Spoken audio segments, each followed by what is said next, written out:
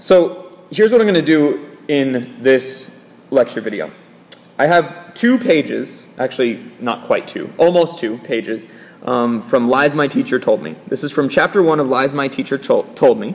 The author's name is James Loewen, L-O-E-W-E-N, James Loewen, and this is literally the very beginning of chapter 1. And what I'm going to do is I am going to read aloud, think aloud, annotate aloud, and walk you through the way, essentially the way that my brain works when I'm annotating to help give you a sense of what it is that I'm expecting from you. So, chapter 1's called Handicapped by History, the Process of Hero Making. For those of you who don't know, by the way, Lies My Teacher Told Me is a book that delves into the different ways that American history textbooks get American history wrong, and the way that bad textbooks create students that don't like history. So this is the first chapter. It's called Handicapped by History, the Process of Hero Making.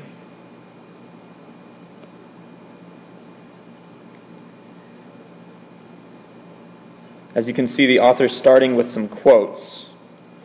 I think the first thing I'm going to do actually is I'm going to go ahead and I'm going to highlight the title and the subtitle. That's just my personal preference there. Okay. It sounds like hero making is going to be important, so I'm going to have an eye out for that. So here are the quotes. What passes for identity in America is a series of myths about one's heroic ancestors.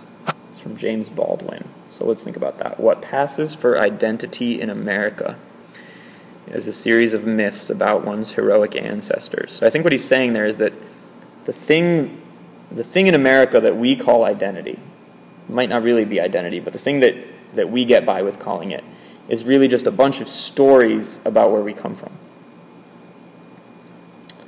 And specifically the heroic origins of where we come from, right? So when we think about what it means to be an American, essentially what it means to us, according to James Baldwin, is just this set of stories of heroes that have come before. So maybe he's talking about like the founding fathers and that sort of things. I think this idea of a myth, right, as opposed to like he's clearly not talking about actual stories of heroic ancestors. He's talking about myths, like stories that may or may not be accurate. Yeah, I think identity in America here is a series of myths about heroic ancestors. Actually, let me see. Do that a little differently here.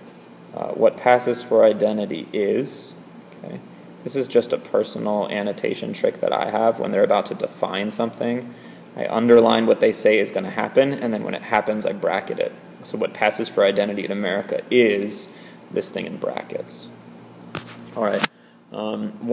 Here's the next quote. One is astonished in the study of history at the recurrence of the idea that evil must be forgotten, distorted, skimmed over. We must not remember that Daniel Webster got drunk, but only remember that he was a splendid constitutional lawyer. We must forget that George Washington was a slave owner and simply remember the things we regard as creditable and inspiring. The difficulty, of course, with this philosophy is that history loses its value as an incentive and example. It paints perfect men and noble nations, but it does not tell the truth. And that's from W.E.B. Du Bois. Okay, great quote. Really interesting quote.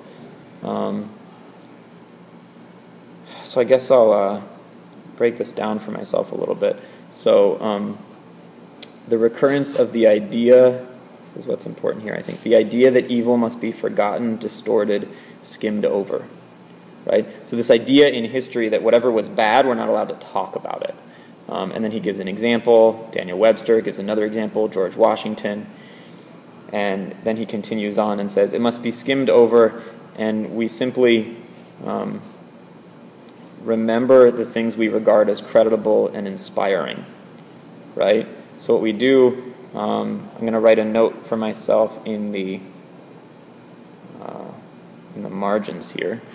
What we do in history is, that doesn't look very good. Let me get a better color for us. Here we go, here we go, here we go. So history, I guess what he's saying there is that history erases the bad, right? History erases the bad. And we simply remember the things that we regard as credible and inspiring. And so what is the effect that that has? When we look at history and we only remember like the beautiful, wonderful things, what does that do? Why does W.E.B. Du Bois say that's a problem? He says it's a problem because history loses its value as an incentive and as an example. And it paints perfect men and noble nations, but it does not tell the truth. So I guess you could say, so what this does is it makes history kind of useless in a way, right? Okay. Now, just for the sake of, ease of being able to see all of this, I'm actually going to go ahead and erase some of this writing here. Great.